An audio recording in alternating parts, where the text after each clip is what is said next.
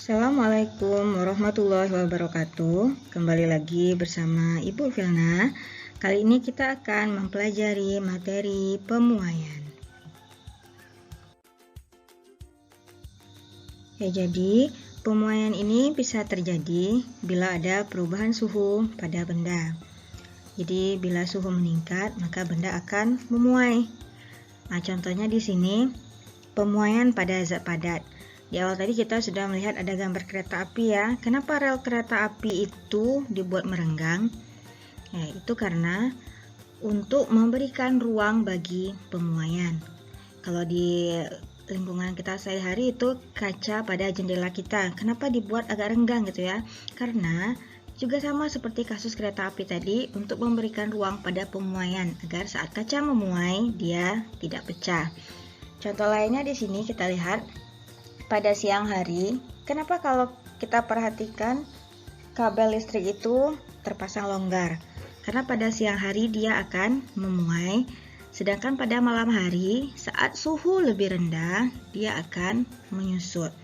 Jadi ini untuk menghindari putusnya kabel listrik saat kabel tersebut menyusut. Ini contoh pemuaian pada zat padat. Yang kedua, pemuaian pada zat cair. Jadi saat ada kenaikan suhu, maka zat cair ini dia akan memuai, akan mengalami kenaikan volume. Ya, kita lihat di sini berbeda jenisnya, maka akan berbeda pula perubahan volumenya. Yang ketiga itu perubahan pada zat gas. Jadi tidak hanya zat padat dan zat cair, zat gas pun juga akan mengalami pemuaian bila diberikan perubahan suhu atau dalam hal ini diberikan kalor. Jadi kita ketahui ya, kalau suhu itu adalah derajat panas atau dinginnya sebuah benda, sedangkan kalor itu adalah aliran energi.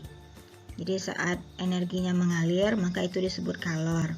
Namun tidak bisa kita katakan benda bersuhu tinggi memiliki kalor yang lebih besar dari benda bersuhu rendah. Itu statement yang salah ya, karena kalor itu tidak bisa diukur pada suatu benda, tapi namun dia bisa mengalir dari benda yang bersuhu tinggi ke benda yang bersuhu lebih rendah. Nah, berikut ini pengaruh suhu terhadap ukuran benda. Yang akan kita pelajari kali ini yang materi pemuaian dan penyusutan. Ya sebenarnya sama ya, pemuaian dan penyusutan, hanya saja pemuaian ini dia saat suhunya lebih tinggi dari rendah ke tinggi, dan penyusutan ini terjadi saat ada perubahan suhu dari tinggi ke rendah. Jadi saat ada perubahan suhu, maka ukuran benda itu akan berubah. Yang pertama, perubahan pada zat padat. Jadi zat padat ini akan berubah baik panjang, luas maupun volumenya. Pada zat cair hanya akan ada perubahan volume, begitu pula pada zat gas hanya ada perubahan volume. Sedangkan penyusutan ini adalah peristiwa berkurangnya ukuran suatu benda saat benda mengalami perubahan suhu akibat didinginkan. Kita masuk ke pemuaian pada zat padat. Jadi zat padat itu terdiri dari yang pertama pemuaian panjang. Saat ada perubahan suhu, maka akan ada perubahan delta L atau perubahan panjang pada zat padat. Di sini rumusannya delta L atau perubahan panjang sama dengan L0 panjang mula-mula, alfa koefisien muai panjang dikali dengan perubahan suhu. Atau bisa juga dirumuskan L akhir sama dengan L0 dalam kurung 1 tambah alfa delta T. Yang kedua itu pemuaian luas. Jadi saat ada perubahan suhu, benda itu akan mengalami perubahan luas. Kita lihat di ilustrasi ini ya. Jadi perubahan luas ini rumusnya delta A, perubahan luas sama dengan A0, luas mula-mula, dikali dengan beta. Jadi kalau pada zat padat yang sama, biasanya diketahui itu hanya koefisien muai panjang. Maka koefisien muai luasnya atau beta bisa kita cari dengan mengalihkan 2 kali terhadap koefisien muai panjang. Jadi A0 kali beta kali delta T, perubahan suhu. A akhir sama dengan A0 dalam kurung 1 tambah beta kali delta T. Yang ketiga itu pemuaian volume. Jadi tidak hanya panjang dan luas yang berubah, tapi volume juga berubah karena sebenarnya zat padat itu dia mengalami pemuaian ke segala arah. Jadi di sini bila masih zat yang sama, delta V sama dengan V0 volume mula-mula kali gamma. Jadi gamma ini kalau tidak diketahui muai volumenya, misalkan dia logam, maka gamma adalah 3 kali koefisien muai panjang dikali dengan delta T atau perubahan suhu.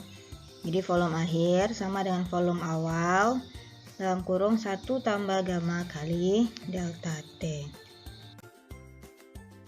Nah, selanjutnya pemuaian pada zat cair. Jadi zat cair ini dia hanya mengalami perubahan volume. Jadi rumusannya sama dengan perubahan volume pada zat padat yang kita bahas di awal. Delta V sama dengan V0 lambda dikali delta T. Nah, kalau pada zat padat, lambda itu sama dengan 3 kali alfa atau 3 kali koefisien muai panjang. Namun pada zat cair, misalkan air, alkohol, biasanya sudah terlebih dahulu diketahui berapa koefisien muai volumenya. Ya, selanjutnya, ada suatu keanehan pada air yang disebut anomali air. Jadi di sini kalau pada prinsipnya ya seharusnya benda yang dipanaskan itu dia akan memuai. Namun ada sebuah sifat ketidakteraturan air, yaitu anomali ini terjadi saat air dipanaskan dari suhu 0 sampai 4 derajat Celcius.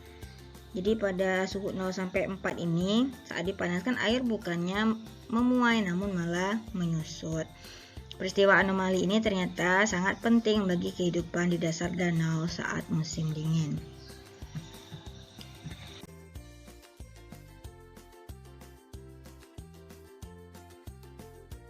Zat cair. Jadi di sini kita punya sebuah zat cair. Ini zat cair ini berada pada suhu 0 derajat Celcius. Nah, setelah itu kita kalau dilihat secara langsung dari tabung ini, tentu saja pemuaiannya tidak akan terlihat jelas ya, maka kita memerlukan bantuan sebuah pipa.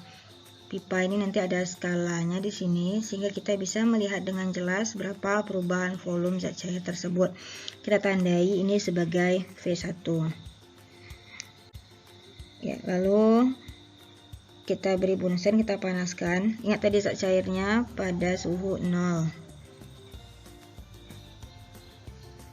Ternyata zat cair ini tidak langsung memuai, namun dia akan, kita lihat ya, dia akan turun sedikit dulu.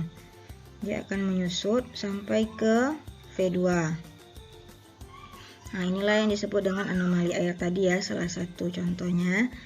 Nah, setelah sampai di V2, maka dia akan naik kembali volumenya sampai ke V3.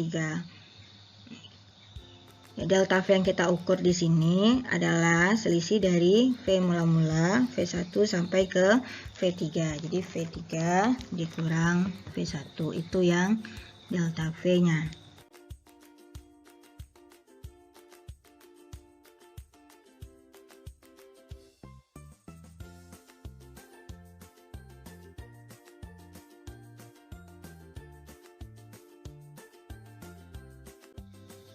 Selanjutnya pemuaian pada gas, sama seperti air tadi, gas hanya dapat mengalami pemuaian volume. Jadi ada beberapa keadaan gas di sini, isobarik, isokorik, dan formula pada pemuaian gas.